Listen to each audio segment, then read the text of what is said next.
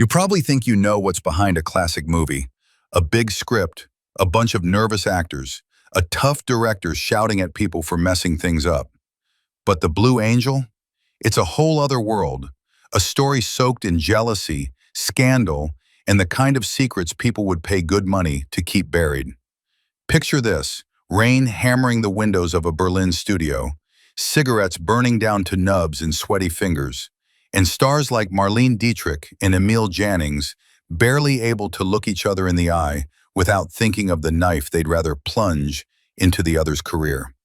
And in the middle, a single, ice-cold American director controlling it all, Joseph von Sternberg.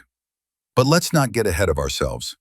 This film, the one that would make Marlene Dietrich a legend and turn the German film set into a powder keg, started with more than just a camera rolling. From the first day on set, rumors about who was sleeping with whom and what kind of dirt might come spilling out weren't just small talk. They were currency. People's reputations, careers, and yes, even lives could be made or destroyed by the gossip that swirled in the smoky corners of UFA studios. Dietrich, with her slinky, half-smile, sharp tongue, and eyes that switched from steel to honey in a heartbeat, was nobody's fool. She knew how to get what she wanted, and, as whispered behind backs even then, she wanted everything. Emil Jannings, on the other hand, was Germany's king of the stage and screen, a gruff, insecure man with a temper that could ignite faster than the celluloid they were using to shoot. The first day they met in the sense of cold, forced handshakes and silent nods. They already knew they hated each other. Jannings saw Dietrich as a talentless upstart. Dietrich saw Jannings as a washed-up brute. Only von Sternberg seemed to enjoy the tension, winding it tighter and tighter every day. It was von Sternberg, of course, who set the rules. Nobody would play on his set unless he said so. He watched Dietrich like a hawk, molding her look, her voice, even the way she walked, until the giggling Berlin actress everyone had known became something dangerous, something legendary. And in private, everyone said there was more going on between Dietrich and von Sternberg than auditions and rehearsals. Nobody dared say it to his face, but Jannings caught on fast. One afternoon, he stormed off set in front of the entire crew, screaming that the only reason Dietrich was being favored was because she was sleeping her way into the movie. The production nearly ground to a halt. Dietrich responded with what she did best: cool indifference. Lipstick a little redder, a smile that cut sharper each time Jannings tried to get under her skin. The crew took sides, splits forming in every department: sound, costumes, makeup, even the catering. Everyone either backing Dietrich or Jannings, and everyone knowing that whichever team lost would be out of work, and maybe out of the business, for good. The days got longer, tempers sharper. Von Sternberg pushed them both, sometimes humiliating them on set, mocking Jannings for being too old, telling Dietrich she was too soft, too ordinary. For Dietrich, everything was on the line. The right word from von Sternberg, and she's a star. The wrong one, and she's just another chorus girl. Jannings, desperate to hold on to his fading crown as the emperor of drama, drank more after each shoot. One night he showed up to set slurring his lines, stinking of schnapps, demanding everyone watch his improvised performance. Von Sternberg threatened to fire him on the spot, but UFA's bosses wouldn't allow it. The insurance costs alone would bankrupt them.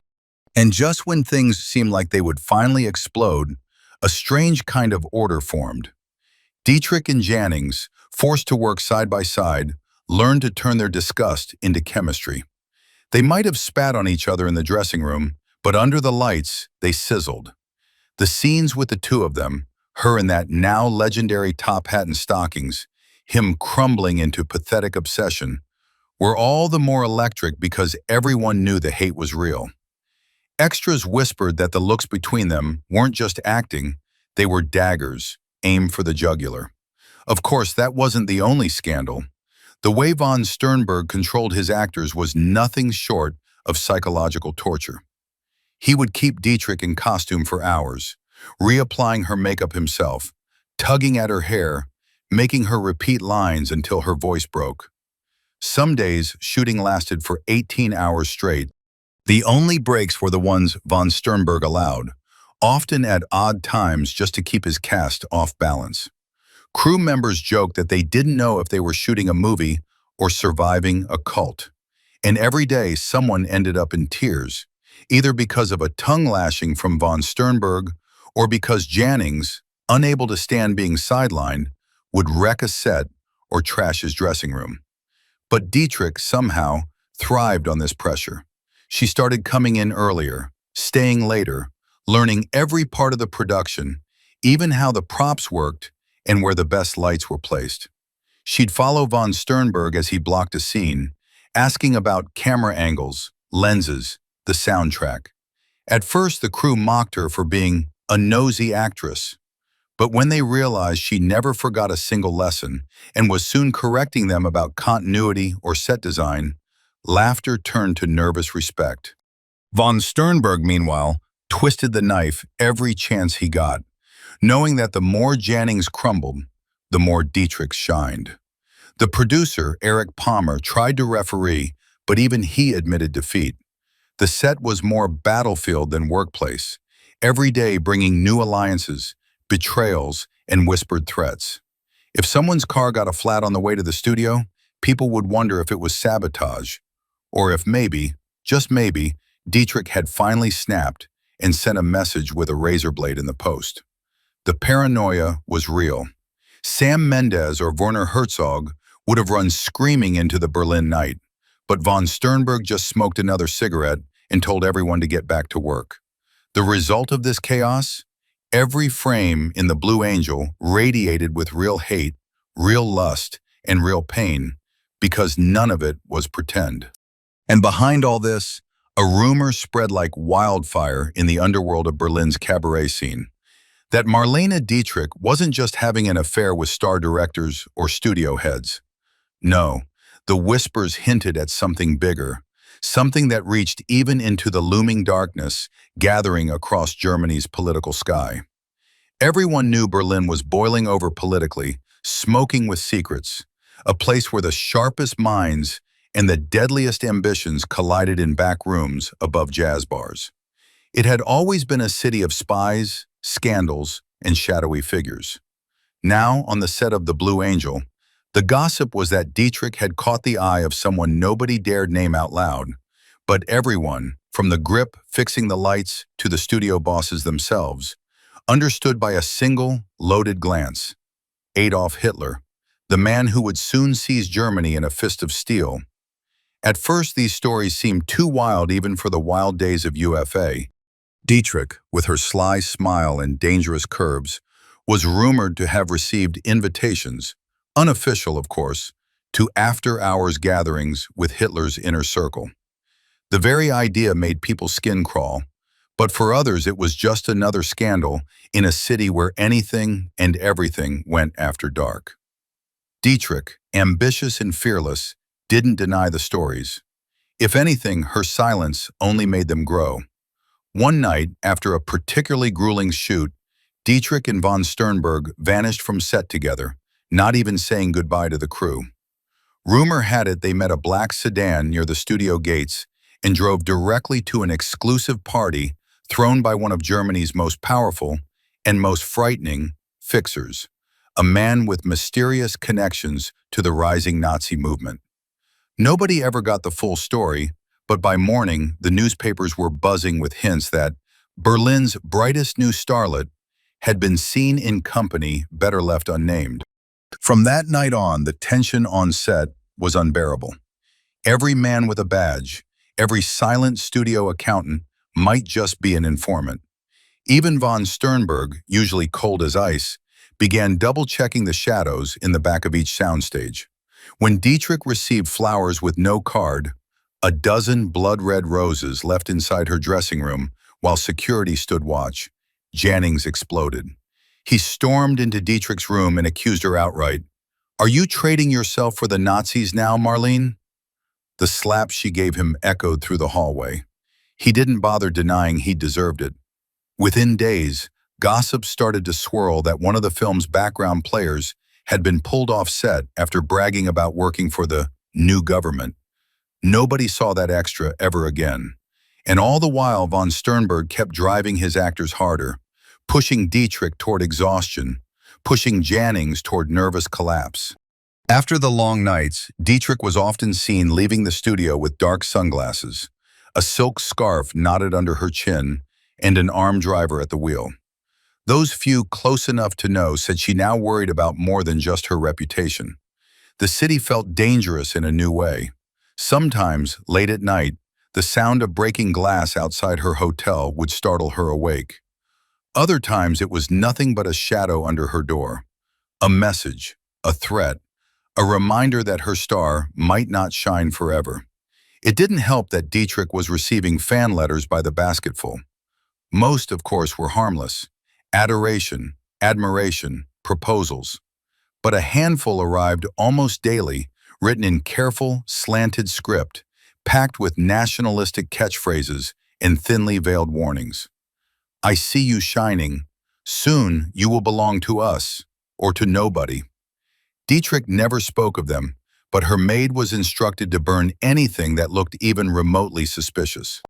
While the rumors ran wild, the scenes in the film got bolder. The infamous cabaret sequence, Dietrich singing "Falling in Love Again" in black stockings and top hat, was, to Berlin censors and Nazi agitators alike, not just scandalous, but a declaration of war on traditional values. More threats arrived, this time at the studio itself. One note, left pinned to the soundstage door, demanded the film be shut down, calling it degenerate filth unworthy of Germany. Von Sternberg read the note, scoffed, and told his actors to start shooting. Jannings probably would have quit if he thought he could get work anywhere else. Instead, he started showing up to parties attended by friends of the New Order, quietly suggesting that Dietrich and von Sternberg were un-German, and that the film was a humiliation to German culture. It was a dirty move, but it worked on plenty of people behind the scenes, sowing new paranoia and opening Dietrich up to even more harassment. Yet the film kept rolling, and each day, the lines between performance and real life blurred. Dietrich flirted on screen, Jannings raged, the world outside grew cloudier and more threatening. The producers, desperate to keep the money flowing, brokered secret deals with the authorities, quiet promises that nothing in the film would challenge the new morality too openly, and that all copies of questionable scenes would be destroyed after the premiere. But von Sternberg had other ideas. Several reels of outtakes, wild, fiery, absolutely forbidden, found their way into the hands of Berlin's underground artists. These lost cuts, some whispered, showed much more than just cabaret routines. Dietrich, fearless as ever, agreed to film scenes that walked the line of decency, certain that von Sternberg would use or destroy them at his whim. As a result, legends spread across Berlin of the Blue Angel's secret cut, a version supposedly so raw, so dangerous, that not even the studio dared keep a copy under its own roof. By now, the whole city seemed to be talking about Dietrich's supposed Nazi connection. Suspicion, flattery, even open threats came her way.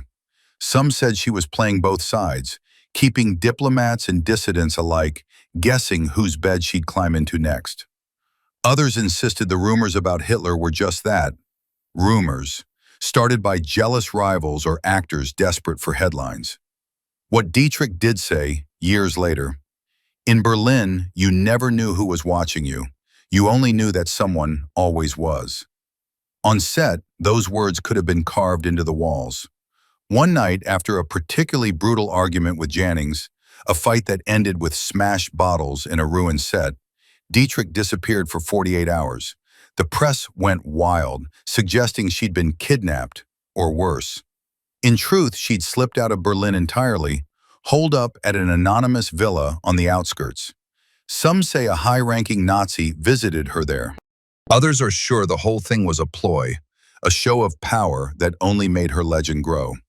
When she returned, she was as icy as ever, refusing to answer any questions and shooting the final cabaret scene in a single, blistering take.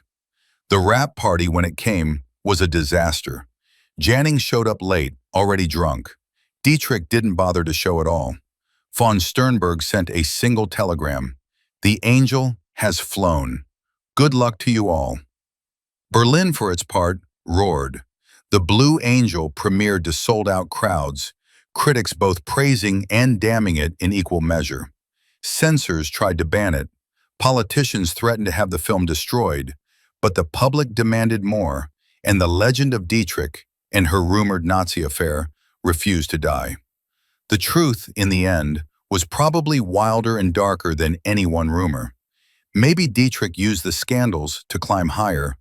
Maybe she risked everything, her safety, her reputation, even her soul, for fame.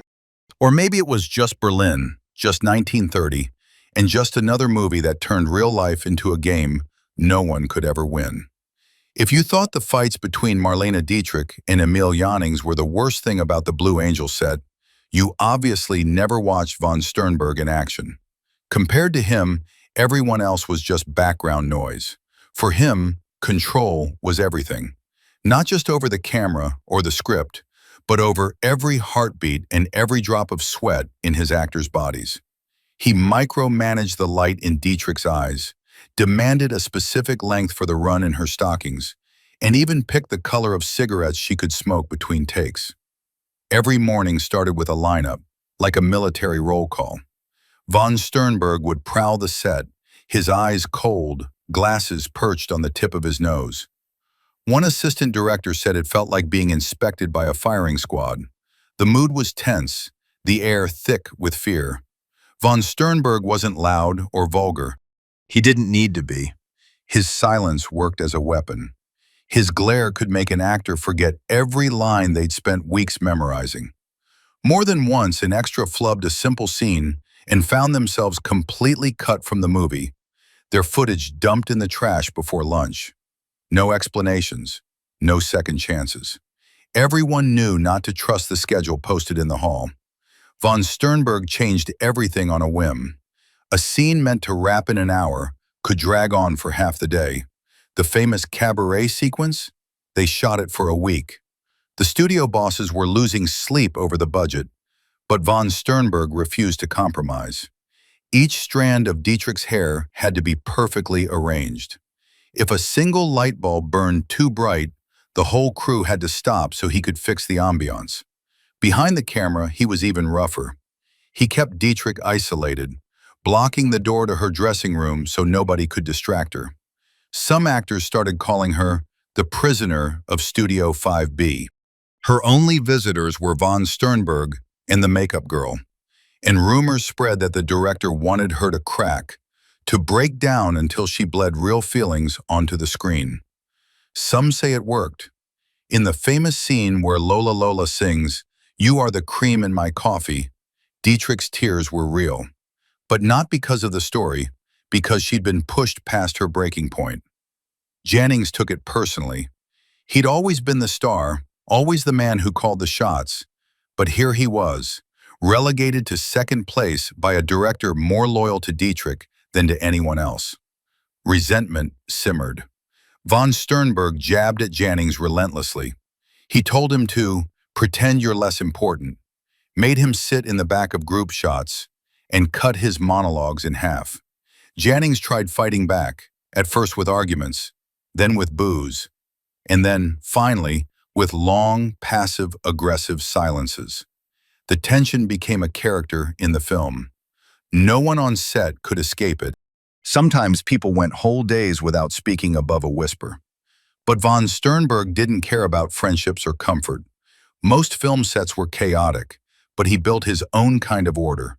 A cold, almost clinical regime where everybody served the movie and nothing else mattered. He'd send messages scribbled on napkins. Roses for Lola only. No shadows at the left foot. Ruin his pride. People on set were always guessing, was it brilliance or madness? Maybe both.